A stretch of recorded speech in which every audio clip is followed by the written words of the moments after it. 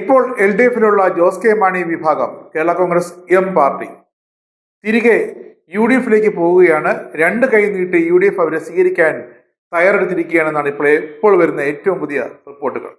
അതിൽ കുറേയൊക്കെ സത്യമുണ്ട്. ഏത് നിമിഷവും ജോസ് കെ മാണി തന്റെ യു ഡി എഫിലേക്കുള്ള തിരിച്ചുപോക്ക് പ്രഖ്യാപിച്ചേക്കാം. കഴിഞ്ഞ ദിവസം മുഖ്യമന്ത്രി പിണറായി വിജയൻ തിരുവനന്തപുരത്ത് കേന്ദ്ര സർക്കാരിന്റെ നയങ്ങൾക്കെതിരെ രക്തസാക്ഷി മണ്ഡപത്തിൽ സത്യാഗ്രഹം ഇരുന്നിരുന്നു. എം പി വീരേന്ദ്രകുമാറും ജോസ് കെ മാണിയും ഒഴിച്ചുള്ള മറ്റ് ഘടകകക്ഷി നേതാക്കളെല്ലാം അവിടെ ഹാജരുണ്ടായിരുന്നു. ജോസ് കെ മാണിയുടെ അഭാവം പ്രത്യേകം ശ്രദ്ധിക്കപ്പെട്ടു. കഴിഞ്ഞ 2 ഇടതുമുന്നണി യോഗങ്ങളിലും ജോസ് കെ മാണി പങ്കെടുത്തിരുന്നില്ല. പക്ഷേ ജോസ് കെ മാണിക്ക് വേണ്ടി ജലവിഭവ മന്ത്രി റോഷി അഗസ്റ്റിനും ഒപ്പമുള്ള സഹ MLA-മാരും ആ മുഖ്യമന്ത്രിയുടെ സത്യാഗ്രഹത്തിൽ പങ്കെടുത്ത് തങ്ങളുടെ അനുഭാവം അറിയിച്ചിരുന്നു, പിന്തുണയും അറിയിച്ചിരുന്നു. അതിലൊന്നും ഒരു കാര്യവുമില്ലെന്ന് LDF വ്യക്തമായിട്ടറിയാം. കാരണം ഏറ്റവും ഒടുവിലാണ് ഇടതുമുന്നണിക്ക് കാര്യങ്ങളൊക്കെ മനസ്സിലായത്.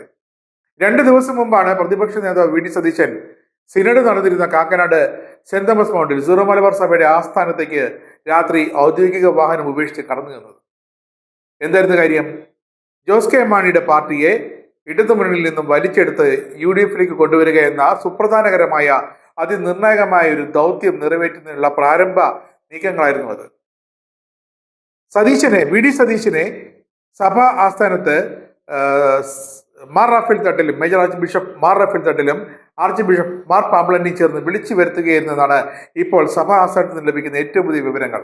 കാരണം വി ഡി സതീശൻ അവിടെ എത്തുന്നത് ഔദ്യോഗിക വാഹനത്തിലല്ല.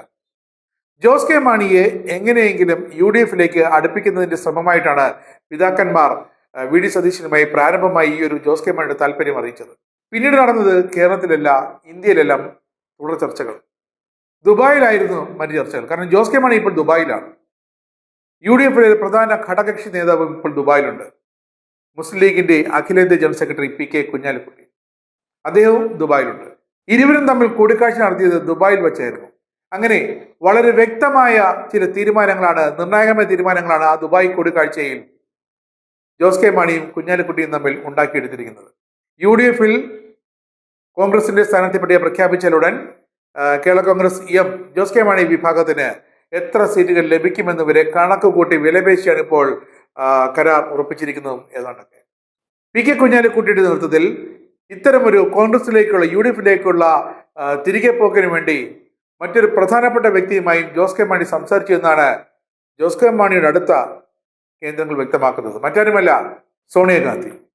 കോൺഗ്രസിലെ ഹൈക്കമാൻഡിന്റെ കാര്യങ്ങളിൽ ഇപ്പോഴും നിർണായകമായ റോളുള്ള സോണിയാഗാന്ധിയുമായി നേരിട്ട് സംസാരിച്ച് ഒരു ഉറപ്പ് വാങ്ങിയ ശേഷമാണ് ജോസ് കെ മാണി ഇതാ യു ഡി എഫിലേക്ക് മടങ്ങിപ്പോകാനുള്ളതിന്റെ അന്തിമ തീരുമാനം ഏതാണ്ടൊക്കെ കൈക്കൊണ്ടിരിക്കുന്നു. പക്ഷേ ഇതിൽ വിഘടിച്ചു നിൽക്കുന്നത്, ഇപ്പോഴും ഇടതു മുന്നണിയോട് ആഭിമുഖ്യം പ്രകടിപ്പിച്ചു നിൽക്കുന്നത് ജലവിഭവ മന്ത്രി റോഷി അഗസ്റ്റിനും 3 MLA-മാരുമാണ്. തിരിച്ച് യു ഡി എഫിലേക്ക് പോയാൽ അവിടെ PG ജോസഫ് വിഭാഗമുണ്ട്. ആ ബുദ്ധിമുട്ടുകളാണ് റോഷി അഗസ്റ്റിനും സഹ MLA-മാരും തിരികെ പോകാൻ ഒരു ബുദ്ധിമുട്ടായി വരച്ചു കാട്ടുന്നത്. കഴിഞ്ഞ ദിവസം റോഷി അഗസ്റ്റിന്റെ വീട്ടിൽ കേരള കോൺഗ്രസ് എമ്മിന്റെ സ്റ്റിയറിംഗ് കമ്മിറ്റി യോഗം ഉണ്ടായിരുന്നു. അതിലാണ് ഏതാണ്ട് യു ഡി എഫിലേക്ക് തിരികെ പോയേ പറ്റൂ എന്ന നിർദ്ദേശം ജോസ് കെ മാണി മുന്നോട്ട് വെച്ചത്.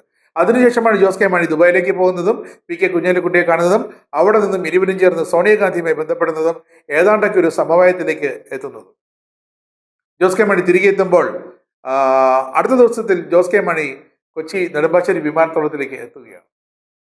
ഏത് നിമിഷവും Jose K Mani U D എഫിലേക്കുള്ള തന്റെ പ്രവേശനം, തിരികെ പോക്ക് പ്രഖ്യാപിക്കുമെന്നാണ് ഇപ്പോൾ രാഷ്ട്രീയ നിരീക്ഷകർ കരുതുന്നത്.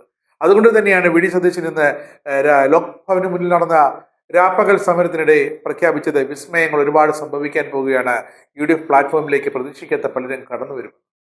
ഏതാണ്ട് അതുപോലെയൊക്കെ തന്നെയാണ് ഇപ്പോഴത്തെ രാഷ്ട്രീയ സംഭവവികാസങ്ങൾ പുരോഗമിച്ചു കൊണ്ടിരിക്കുന്നത്.